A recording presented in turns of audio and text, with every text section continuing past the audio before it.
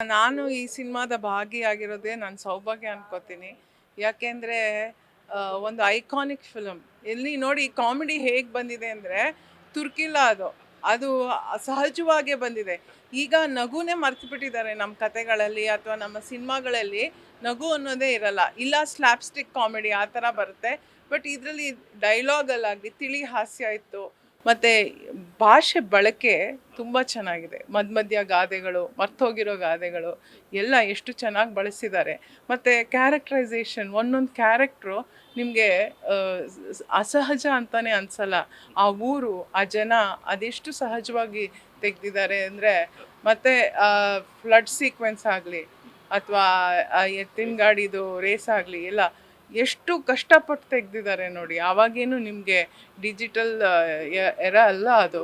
So they had to really slog it out to do that kind of scenes. ನಾ ಹೇಳ್ದಂಗೆ ಪ್ರತಿ ಫ್ರೇಮಲ್ಲೂ ಪ್ರೀತಿ ಎದ್ದು ಕಾಣುತ್ತೆ.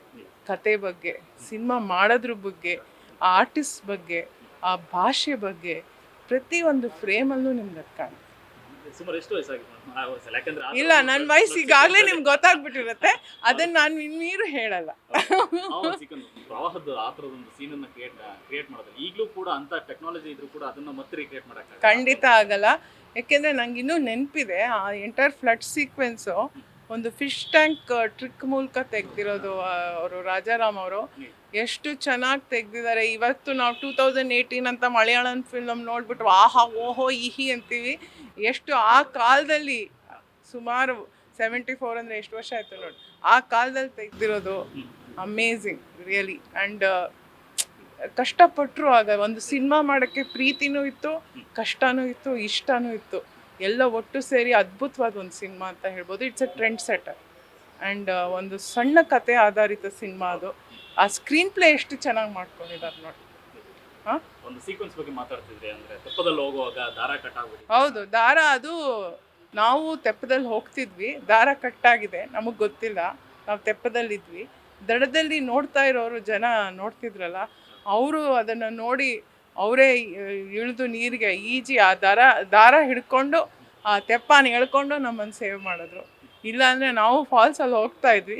ಅದು ತುಂಬ ಪ್ರಚಾರ ಅಂದರೆ ಇದರಲ್ಲಿ ಪತ್ರಿಕೆಗಳಲ್ಲಿ. ಆವಾಗ ಟಿ ವಿ ಇರಲಿಲ್ಲ. ಟಿ ವಿನಲ್ಲಿ ಇದ್ದಿದ್ರೆ ಇಷ್ಟೊತ್ತಿಗೆ ಧ್ವಂಸ.